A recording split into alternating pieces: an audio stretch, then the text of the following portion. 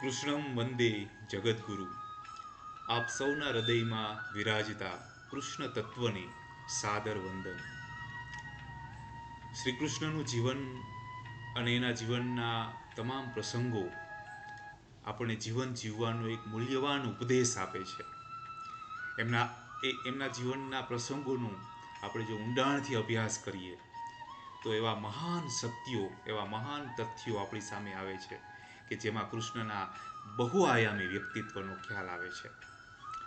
કૃષ્ણના જીવનના અનેક પ્રસંગોમાંનો એક પ્રસંગ, આવો જ એક પ્રસંગ એટલે કૃષ્ણનું વિષ્ટિ કાર્ય, એમનું સંધિ કાર્ય. કૃષ્ણના આ સંધિ કાર્ય વિશે આપણે અગાઉના એક વિડીયોમાં મેં એની વિસ્તારથી ચર્ચા કરી હતી. આપણે આજે આ સંધિ કાર્ય પાછળ કૃષ્ણના કયા કયા પ્રયોજનો હતા એના વિશે વાત કરશું. આપણે જાણીએ છીએ કે સંધિ કરવા માટે કૃષ્ણ પોતાની પૂરી તાકાતથી, પૂરી શક્તિથી, પૂરી પ્રામાણિકતાથી એ પ્રયત્ન કરે છે, પરંતુ એ યુદ્ધને અટકાવી શક્યા નહીં. આમ આ દૂત કાર્યથી યુદ્ધ છે એ ભલે ન અટકાવી શકાયું, પરંતુ રાજનૈતિક દ્રષ્ટિએ વિચારીએ તો વિશ્વનું આ સૌથી સફળ દૂત કાર્ય હતું. એના દ્વારા કૃષ્ણએ ઘણા બધા પ્રયોજનોને સિદ્ધ કર્યા હતા, જેમાં તેમના રાજધર્મના ઉત્કૃષ્ટ માપદંડનો ખ્યાલ આવે છે. એમના આ સંધિ પાછળના અનેક પ્રયોજનોમાંનું એક પ્રયોજન એટલે એ હતું કે જે કૃષ્ણ વિદુરજીને સભા પર્વની અંદર કહે છે. એ વિદુરજીને કહે છે, જે વાત વિદુરજીને કહે છે એ તમામ મનુષ્ય પોતાના જીવનમાં ઉતારવા જેવી છે. તે કહે છે કે આ યુદ્ધથી પૃથ્વી પર મહાવિનાશ થશે વિદુર, અને જે એને મૃત્યુપાસમાંથી મુક્ત કરવાનો પ્રયાસ કરશે ને એ ધર્મને પ્રાપ્ત કરશે, એમને ધર્મ પ્રાપ્ત થશે, અને આથી હું પૃથ્વીને આ સંધિ કાર્ય દ્વારા મૃત્યુપાસમાંથી ઉગારવા માટે આવ્યો છું, એના માટે એક પ્રયત્ન કરવા આવ્યો છું. અને આમ છતાં આ કાર્યમાં અસફળતાની શક્યતા પણ એટલી જ રહેલી છે, એ પણ હું જાણું છું. પરંતુ હે વિદુર, હું એમ છતાં શક્યતા અસફળતાની હોવા છતાં પણ હું એ પ્રયાસ કરીશ, કારણ કે પ્રયાસ કરવો ને એ પણ એક ધર્મ છે. વિદુરને કહે છે કે ધર્મ કાર્ય યદત શક્યા નો ચેત પ્રાપ્નોતિ માનવ પ્રાપ્તો ભવતી તત પુણ્યમ અત્ર મે નાસ્તિ સંશય. મનુષ્ય પોતાની શક્તિ અનુસાર કોઈ પણ ધર્મ કાર્ય કરવાનો પ્રયત્ન કરવો જોઈએ, અને છતાં જો એમાં સફળતા પ્રાપ્ત ન થાય તો એમને એ પ્રયત્ન કરનાર વ્યક્તિ છે ને એને એ કાર્યનું પુણ્ય અવશ્ય પ્રાપ્ત થાય છે. આ વિનાશ અટકાવવો એ મારો ધર્મ છે, આ ધર્મ છે અટકાવવો એ. આથી નિશ્ચલ ભાવે હું આ સંધિ કરાવવાનો પ્રયત્ન કરીશ.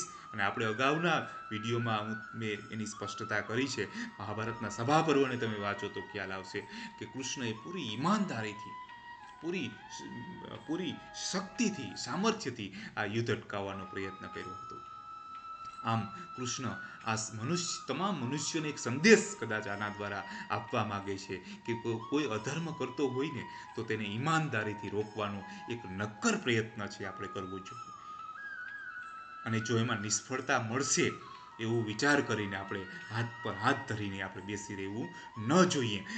આ એક સંધિ પાછળનું કૃષ્ણનો એક મોટો ઉદ્દેશ્ય છે કે જે સમાજને એક મેસેજ આપવા માંગે છે કે આપણે આપણાથી બનતો પ્રયાસ છે એ યુદ્ધ થતું હોય અથવા તો વિનાશ થતો હોય તો એને અટકાવવાનો કરવો જોઈએ. બરોબર, આ હદે એક કૃષ્ણનું જે ધર્મ પ્રીતિ છે આપણે જોઈ શકીએ છીએ. બીજું એનું કારણ કૃષ્ણનું સંધિ કરવા પાછળનું એ હતું કે એ પણ એ વિદુરને જ કહે છે. વિદુર જ્યારે એને પૂછે છે કે તમે બધું જ જાણો છો કે આ દુષ્ટ અને અધર્મી દુર્યોધન કોઈ પણ સંજોગોમાં સંધિ કરવા માટે તૈયાર નહીં થાય, તો પછી છતાં તમે આ સંધિ કરવા માટે શા માટે આવ્યા છો? ત્યારે કૃષ્ણ એને જવાબ આપે છે કે સંસારમાં જો આ જવાબ ખૂબ મહત્વનો છે, અને આજના સમયમાં આ વિશે આપણે એના વિશે ચિંતન કરી શકીએ. આજના સમયમાં એ રિલેવન્ટ છે. કૃષ્ણ કહે છે કે સંસારના પાપી, મૂર્ખ અને મારા પ્રત્યે જે શત્રુભાવવાળા રાખવાવાળા લોકો છે ને એ મારા વિષયમાં એમ ન કહે કે કૃષ્ણ સમર્થ હોવા છતાં ક્રોધથી ભરેલા કૌરવો અને પાંડવોને યુદ્ધ કરવા માટે કૃષ્ણએ અટકાવ્યા નહીં. આ માટે હું સંધિ કરવા માટે આવ્યો છું. ન મામ બ્રુયુર અધર્મિષ્ઠા મૂઢા અય અસુહૃદા તથા શક્તો ન અવારયન કૃષ્ણ સરબ્ધાન કુરુ પાંડવાન. આમ કૃષ્ણ જાણતા હતા કે હવે વિશ્વનું એ સમયનું, કૃષ્ણ સારી રીતે જાણતા હતા કે આ યુદ્ધ એ સમયનું સૌથી મોટું અને વિનાશક યુદ્ધ થવાનું છે. આથી આવનારા ભવિષ્યમાં લોકો એ જરૂર વિચાર કરશે કે મહાભારતના યુદ્ધમાં કૃષ્ણની ભૂમિકા શું. અને ત્યારે આવનારી પેઢી છે એને એમ ન થાય કે કૃષ્ણ સમર્થ હોવા છતાં પણ એમણે એક પણ પ્રયાસ ન કર્યો. આ જણાવવા માટે કૃષ્ણ છે એ સંધિ કરવા માટે આવે છે. આ ઉપરાંત કૃષ્ણ એક બીજો ઉદ્દેશ્ય છે કે કૃષ્ણ એ સમયે એમના પોતાના મોટા ભાઈ બલરામ કે જે દુર્યોધનના ગુરુ હતા, એ બલરામ સહિત એ સમયના તમામ રાજાઓ અને પ્રજાજનો સામે કૌરવોની શઠતા અને દુષ્ટતા કૃષ્ણ લઈ આવવા માંગતા હતા. આમ તો કૌરવો દુષ્ટ હતા, પરંતુ આ સંધિ કાર્યમાં જે દુર્યોધન દુષ્ટતા આચરે છે અને એમ સ્પષ્ટ કહી દે છે કે પાંડવોને 100ની અણી જેટલો ભાગ પણ અમે નહીં આપીએ. રાજ્યના અડધા ભાગના આ પાંડવો અધિકારી હતા અને એમ છતાં એ કૃષ્ણ છે એને એવું કહે છે કે તમે એને ખાલી માત્ર 5 ગામ આપી દો. આ મહાવિનાશને અટકાવી શકાય એવું છે. પરંતુ એમ છતાં દુર્યોધન એ 5 ગામ તો શું, પરંતુ 100ની અણી જેટલો ભાગ આપવાનો પણ ઇનકાર કરી દે છે. તો આ રીતે કૃષ્ણ જે છે એ પોતે તો જાણતા જ હતા કે દુર્યોધન વગેરે દુષ્ટતાની પરાકાષ્ઠા છે, પરંતુ દુનિયાની સામે કૌરવોની, ધૃતરાષ્ટ્રની, આ બધાની દુષ્ટતાને લઈ આવવા માંગતા હતા, જેથી લોકોને એવો ખ્યાલ આવે કે પાંડવો છે એને તો યુદ્ધ કરવું જ નહોતું. પાંડવો પાસે યુદ્ધ કરવા સિવાય કોઈ રસ્તો જ ન હતો. આમ પોતાને અને પાંડવોને લોકાપવાદથી બચાવવા કૃષ્ણ સંધિ કરવા માટે જાય છે. તેમણે આ સંધિના પ્રયાસથી પોતાને અને પાંડવોને કાયમ માટે નિષ્કલંક બનાવી દે છે. કૌરવોની દુષ્ટતાને જગતની સામે લઈ આવે છે કૃષ્ણ, અને એ ખૂબ મહત્વનું છે.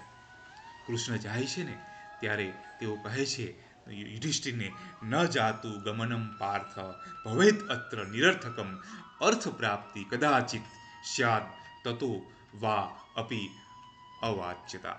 અર્થાત મારું જવું નિર્થક નહીં જાય, સંધિ કદાચ થશે કે નહીં, પરંતુ આ લોકાપવાદ છે ને એને ચોક્કસ આપણે અટકાવી શકશું. આ બાબત ખૂબ મહત્વની છે. અને ત્રીજું કારણ, સંજય વૃષ્ટિને કારણે પીગળી ગયેલા હૃદયવાળા યુધિષ્ઠિરને સત્યનું ભાન કરાવવાનું હતું. અને દુર્યોધનની નીચતા છે એ યુધિષ્ઠિરને બતાવવાનું હતું.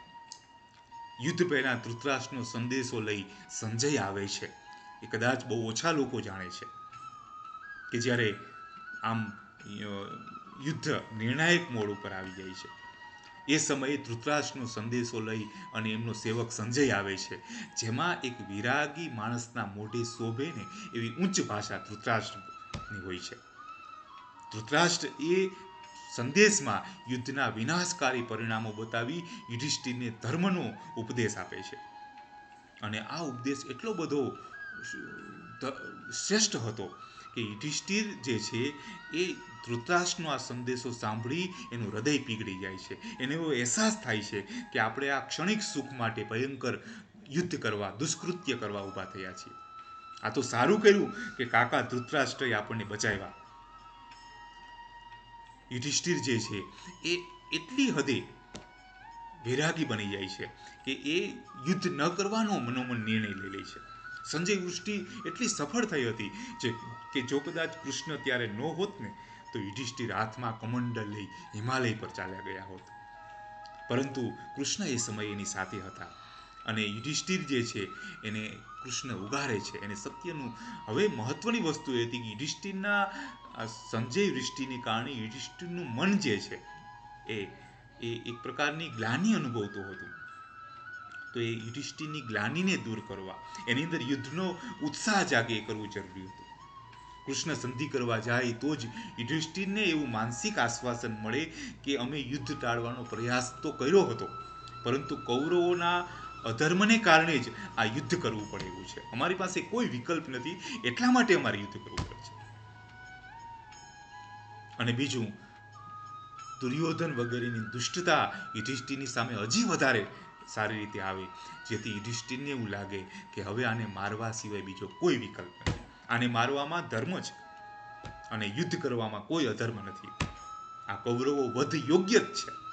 આમ કૃષ્ણ છે એ યુધિષ્ઠિરને આવો અહેસાસ કરાવે છે, કારણ કે યુધિષ્ઠિર રાજા હતો અને યુધિષ્ઠિર જો મને કમને, કારણ કે આ યુદ્ધ કરવું છે, એ મને કમને થાય તો એમાં ધારું પરિણામ ક્યારેય ના આવી શકે. એટલે કૃષ્ણ એ પ્રોપર કરવા માંગે છે, યુધિષ્ઠિરને સજ્જ કરવા માંગે છે, મેન્ટલી રીતે પણ. અને તમે જાણો છો કે સંજય વૃષ્ટિથી યુધિષ્ઠિરનું જે હૃદય પીગળી ગયું હતું એને કૃષ્ણ ફરીથી મજબૂત બનાવે છે. મજબૂત બનાવવાનું કામ આ વૃષ્ટિ દ્વારા કરે છે. અને આ સંજય વૃષ્ટિ કેટલી સફળ રહી હતી એનું અનુમાન આપણે ત્યાં સુધી પણ લગાવી શકીએ છીએ કે મહાભારત યુદ્ધ નક્કી થઈ જાય છે અને ત્યારે અર્જુનને યુદ્ધ પૂર્વે જે વિષાદ થયો હતો ભગવદ્ ગીતામાં, અર્જુન વિષાદ યોગ, એનું મૂળ પણ કદાચ આ સંજય વૃષ્ટિ જ હશે એવું હું માનું છું. એટલે કૃષ્ણ આ સંજય વૃષ્ટિથી યુધિષ્ઠિર જે હતોત્સાહ થઈ ગયા હતા એને ફરીથી મજબૂત બનાવવા માટે આ વૃષ્ટિ કરવા માટે જાય છે. આ સિવાય ચોથું રાજકીય કારણ પણ હતું. કૃષ્ણ જ્યારે વૃષ્ટિ કરવા ગયા ત્યારે ત્યાં કૌરવ સભામાં બેઠેલા બધા રાજવીઓને કોઈ પાંડવો જોડે એને વેરઝેર હતું, જે બેઠેલા રાજવીઓ હતા એવું ન હતું. તેમજ એવું પણ ન હતું કે કોઈ તેઓને, આ બધા રાજાઓને દુર્યોધન પર પ્રેમ ઉભરાઈ આવતો હતો. પરંતુ આ બધા રાજાઓ કૃષ્ણના વિરોધીઓ પણ આમાંથી કેટલાક હતા. આથી એ કૌરવોના પક્ષે હતા. એનું કારણ એ હતું કે કૃષ્ણએ એ સમયે અનિયંત્રિત, મનસ્વી અને પ્રજા વિરોધી રાજ્ય વ્યવસ્થાને લપડાક મારી હતી. કૃષ્ણે પોતાના આચરણથી આ ઉન્મત્ત, મનમાની અને ભોગવાદી રાજાઓને એવું બતાવી આપ્યું હતું કે જો તમે સીધા રસ્તે નહીં ચાલો તો એક નાનો ગાયનો ગોવાળ પણ તમારો શિરછેદ કરશે, તમને મારી નાખશે. કંસનો વધ કરી તેમણે આ બતાવી આપ્યું હતું કે રાજા ઈહલોકમાં પણ દંડનીય છે. આ રાજાઓ બધા એવો ભ્રમ સેવતા હતા કે ઈશ્વર સિવાય અમને બીજું કોઈ દંડ ના આપી શકે.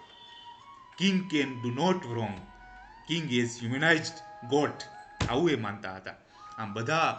આમ કૃષ્ણએ એ સમયે રાજાઓમાં એક ભય ઊભો કરી દીધો હતો જે અધર્મીઓ હતા એ. અને એટલા માટે આ રાજાઓ ફરીથી પોતાનું મનમાની કરાવવા માટે કૃષ્ણ છે એનો વધ કરવા માંગતા હતા. આ એટલા માટે કૃષ્ણના વિરોધમાં બધા ઊભા હતા. હવે કૃષ્ણ વૃષ્ટિ દ્વારા આ બધા અધર્મી રાજાઓને એ જણાવવા માંગતા હતા કે તમે જેની સામે યુદ્ધ કરવાના છો ને એ પાંડવો વનવાસથી કે નિર્બળ નથી બની ગયા, પરંતુ પાંડવો એટલા શક્તિશાળી છે, પ્રતિભાશાળી છે, બલકે એ આ વનવાસ દરમિયાન વધારે શક્તિશાળી બનીને આવ્યા છે. કૃષ્ણ જાણતા હતા કે મારી આ પાંડવો માટેની જે આ ઘોષણા હું કરીશ ને ત્યારે આ બધા રાજાઓ અંદરથી તૂટી જશે, એમનો આત્મવિશ્વાસ ડગી જશે. અને સાચે જ તમે કૌરવોની સભામાં કૃષ્ણનું જે પ્રવચન ધ્યાનથી વાંચો અથવા સાંભળો તો તેમના વાક ચાતુર્ય અને બુદ્ધિમત્તા પર આપણે મુગ્ધ થઈ જઈએ છીએ. ભલભલાના એ સમયના રાજાઓના મનમાં ભય પેદા કરનારું એમનું પ્રવચન હતું. આમ કૃષ્ણ પાંડવોની તાકાતનો પરિચય આપવા માટે અને બધા રાજાઓનો જુસ્સો તોડી એના મનમાં એક લઘુતા ગ્રંથિ જન્માવવા માટે આ સંધિ કાર્ય કરવા માટે જાય છે, જેથી યુદ્ધમાં તેઓ હથિયાર લઈને યુદ્ધ કરવા માટે આવે ત્યારે પહેલા જ એના હાથમાં રહેલું હથિયાર ધ્રુજવા લાગે. અને મિત્રો, ભગવદ્ ગીતાના પ્રથમ અધ્યાયમાં મહર્ષિ વેદવ્યાસ આ વૃષ્ટિથી થયેલી અસરની નોંધ લે છે. 19મા શ્લોકમાં જ્યારે બધા પાંડવો શંખ વગાડે છે ત્યારે એ શંખથી વ્યાસ એની નોંધ લેતા કહે છે કે પાંડવો જ્યારે શંખનાદ કરે છે ને ત્યારે આકાશ અને પૃથ્વીને ગજવતા આ ભયાનક નાદે કૌરવ સૈન્યના રાજાઓના હૃદયને ચીરી નાખ્યા. સઘોષો ધાર્તરાષ્ટ્રાણામ હૃદયાની વ્યદારયત નભશ્ચ પૃથ્વી ચૈવ તુમુલો વ્યનુનાદયત. આનું કારણ કૌરવ સભામાં યોદ્ધાઓએ સંધિ વખતે જે કૃષ્ણ એ પ્રવચન આપ્યું હતું એ સાંભળ્યું હતું. એટલે માનસિક રીતે ભાંગી ગયા હતા. અને એ ભાંગી ગયા હતા એની અસર આપણને આ યુદ્ધની શરૂઆત થાય છે ને ત્યારે થાય છે. તો યુદ્ધ વિશે એવું કહેવાય છે કે જ્યાં સુધી શત્રુ માનસિક રીતે હારી ન જાય ત્યાં સુધી તેને હરાવી શકાતો નથી. કૃષ્ણએ સંધિ વખતે આ રીતે કૌરવ પક્ષના રાજાઓને માનસિક રીતે હતોત્સાહ કરવાનું કાર્ય કરે છે.